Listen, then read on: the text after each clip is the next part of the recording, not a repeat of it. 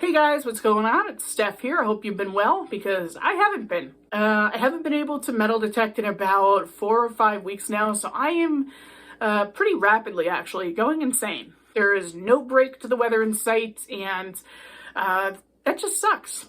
No nice way to say it. But the good news is I have a great video in store for you today. First half of the video, I went metal detecting with my friend Isaac and his friend Sam at a colonial permission they have on the shoreline of Connecticut. Now, I didn't find a whole lot that day, but the stuff that Isaac found is out of this world and needs to be shared. And let's just say for you coin people, you're going to love it. Now, in the second half of the video, it's my first kind of experimental hunt with the Equinox version 3.0 software that I had just downloaded the day before I went out. I can't stress enough what a difference it made for the machine. And as a quick side note, since so many of you have asked me how to go about doing that because you don't know how to download software onto your machine from the internet, look in the description below. There's like a, I don't know, less than 10-step how-to guide that I drew up of how you can download the software for your Equinox. And I highly recommend it. I know people don't like change, but this is a good one. Now, a few pieces of business before we hop into today's video, so let's try to blast through it really quick. Number one, I had made an announcement in the YouTube community section and also on my Facebook, if you follow me there, that I have to go to bi-weekly uploads right now because the weather is so unpredictable and we're really not seeing a break in the snowfall and the cold anytime soon. I just can't keep up with weekly videos right now. I had a really big backlog, but it's been dwindling down to an uncomfortable number of videos, so that's what we're gonna have to do for the meantime. Sorry, I can't control anything about that.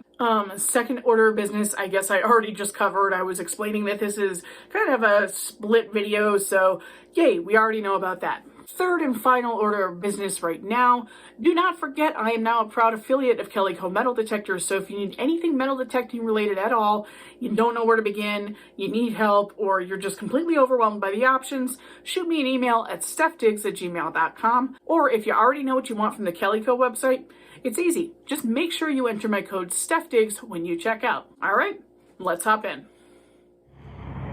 Well, it's the first official hunt of the year. I'm at a property that my friend Isaac invited me to. He's over there squeaking away on a Deus. You might be able to hear it from here. And then our friend Sam, well, new friend to me, met him today. It's been pretty slow out here because they were here a couple days ago and they've been here a few times in the past. They're both very good detectorists. So I was lucky to pick something up. I did see it's round. It rang up about maybe a 16. And it looks like it has something kind of fancy on it. I don't know. I'm kind of leaning towards overalls or something because that's not really a shank on the back. It's some kind of snap. So nothing terribly exciting yet, but hopefully we'll get on something good later. So we're all here at someone's plug.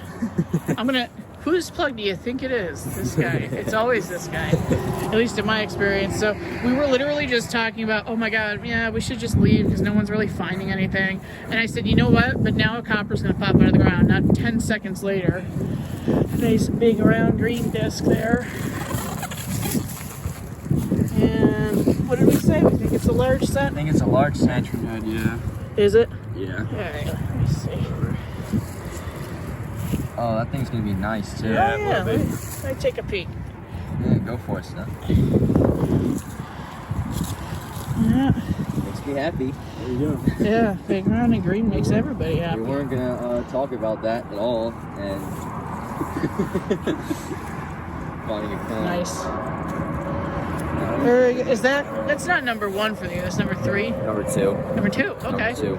Well, number 2. There you go. Heck yeah! Congrats. Starting off the year right. So now we're gonna stay for a little while. Yeah, I guess so. Yep. Let's get it. Let's get it. Yeah. Hopefully you can get one too. So, longtime viewers of the channel may recall that this kid once found a 3 copper and 2 real spill in the middle of the woods, and he's got a propensity for spills because that was like a foot away from the matron head, I guess.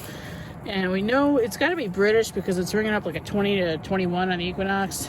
Yeah, it was not too high of a signal. It was a nice high tone in my Deus, reading in the low to mid 80s though, which is more like an Indian head than a copper. Right, right. Yeah, I mean, So.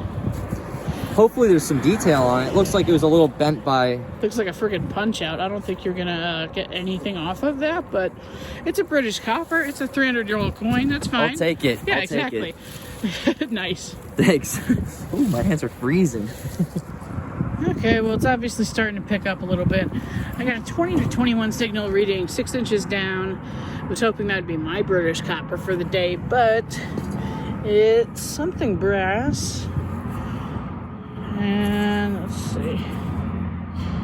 I think we have like a pin or a brooch or something. That's cool. I don't think that's terribly old. Maybe about 100 years tops. If I had to wager a guess, but I could be wrong. I'll probably know better once I get that home and really look at the actual fixture on the back. Yeah, I don't think there's anything on the front. That's really weird. I don't know if there was a stone that would have been in the middle there, but hey, that's a good target. I'm going to move over to a different side of the property now. They haven't worked it too hard over there, and I just have a good feeling about that area. So we'll see what happens, and I'll be sure to let you know. What's up, guys? This kid again. What else? It's got a decent little silver quarter here. A lot of people would kill for a barber quarter. Oh, I'm happy with that. I'm very happy People with who that. watch my channel from the Midwest are going to be PO'd. You're like, oh, it's decent. So he said 1908, right? Yep. Nice. Why on earth haven't you cleaned it yet? Why haven't I? Yeah, you're going to scratch it, man. You got to wet it. There we go. Okay. So, you know, disclaimer on my channel, guys, you might get parasites if you do that. But every so often, it's worth it. All right, awesome. It's not too bad. No, not at all. That'll Good take it shape. Heck yeah. Yeah. Awesome. I'm getting sick of your face. I'm getting sick of your face. So, is it punchable? oh my god. A little bit. Because you just got one of these. I'm not on the copper board this year. This is one of the prettiest ones I've seen. This little jerk. Look at this jerk. Oh, it doesn't even want to focus. That's bothering me. See if you can maybe touch the camera. Sometimes that works. Hey, there we go. I had the assist from Isaac there. Look at that. I don't even know which way they flip because I don't think I've even freaking held one before. Anyway, for those of you who actually don't know what this is, it's a 1787 Fujio cent designed by Benjamin Franklin. And it's nauseating is what it is. It's just nauseating. So, and now you're out of focus. It's you can't really, well, I guess you can probably tell it's getting dark out. It's getting a little dark. That was in the middle of a colonial roadway and barely came up as anything. The Deus, I don't know how it read it. It was like I don't know. Yeah, he's using the Deus today. Sam and I are using the Equinoxes and not having quite the same amount of luck. But this is Isaac anyway, so he would have luck. Yeah, I can't focus on that again, but congrats! Thanks. Now I gotta go walk away. Yeah, quickly before I get you with the shovel. Well, you can see why, even though I didn't find a lot that day, I had to include the footage because, wow, that was some incredible coinage. Good hunting, Isaac. As always, you kicked my butt. Now, moving on to this second half of the video, we're going to hop into a short hunt that I had myself, and I kind of did this as an experiment. I went to a completely hammered site to the point of, like, I've been there about 50 times. And at the very end of the video, you'll find out why I've been to this site so many times, but I won't spoil it for you. Let's just say I made out really well. Oh, and by the way, really quick, if you're enjoying what you're watching and you haven't already done so, please make sure you go ahead and hit the subscribe button and the notification bell so that you don't miss a thing. All right, on to my little hunt. Okay, I'm out in the woods today, just kind of putzing around between a couple of sites I've been to before, but I finally just updated version 3. I think it's 1.3 or whatever it is, the latest one for the Equinox. So that's going to give me 4 kilohertz, which means better depth. And I will say the machine so far is running much more stable than it has in the past. In any case, I got a 7 to 8 signal, about 4 inches down here. And I flung it out. I saw the edge of a tomback somewhere. Where'd you go? There, wait, no. You know, I gotta start whipping out the camera faster because it's hard for me to figure out where I put any particular thing. So, there it is. I got you. Oh, look how shiny that is. I love when they come out shiny. We have a shank. No, it's broken. That's okay, though. I just love when they come out shiny like that. And that was just a banging signal with that new update. So happy with that so far. And I've been here so many times in the past. That's kind of want to, you know, why I want to use this as a testing bed for the new version and see how I like it. But I can't contribute this piece to the the 4 kilohertz, because this would have been like on the 20 or 40 end of the spectrum that picked things up. Anyway, probably getting too technical for the the layperson watching this, so we'll move on. But very happy with that first target. Okay, so I found that little town back button kind of over there. This is a very old stream. It's all dried up now, but I don't think I've worked in here before, so I figured I'd hop on over to the other side. Got a 13 signal, really solid, really loud. I mean, you couldn't possibly miss it. So again, the stability of this update is really impressing me so far. And I took a peek. I think I have a pewter button in here. Yeah, that's what it feels like. Do we have anything special on it? That would be awesome. That would be awesome. Let's see. Looks like the shank side. Wow, that is very, very, very old. Maybe it's more of a lead composite, because that rang up kind of high for pewter. At least I think so, but hey. Oh, if there's something on the front, I'll come back. If not, we'll keep moving on. Okay, well, hopefully today's not just the button show, but if it is, it is. Still really impressed. I can't stress it enough, and I guess I'll say this for the last time. That new update is really, really awesome. I picked out a teeny tiny button, about 8 inches down, right at 12. Haven't really looked at it yet. I just saw it was a little button. Nice little colonial flat button there. Full shank and everything. Nice. It even looks like there's still a little bit of gold gilt on the back. Actually, do we have a back mark? Yeah, we might. So maybe that's early 1800s. I'm not really sure. If there's something on the front, I'll come back. But if not, we'll keep moving. You know, I have to say, I just had a good feeling about today. So, again, just kind of putzing around near some stone walls. I'm actually really close to where I found a 1600s Native American kettle point, which was really exciting. And I just tripped over a very loud 18 signal. And I'm really excited because I see a copper in the hole, and that's my first one for 2021. No clue what it is, but given it rang up in 18, well, I guess I have a clue. That's got to be a British copper. Has to. Let's see what it is. See what it is. Probably going to be slick. Are you going to be a slick one? What are you going to be? What are you going to be? I'm almost... this is really caked on. Almost afraid to push it too far, but probably pretty slick anyway. Well, hey, it's still number one. Nice old 1700s copper, maybe even 1600s.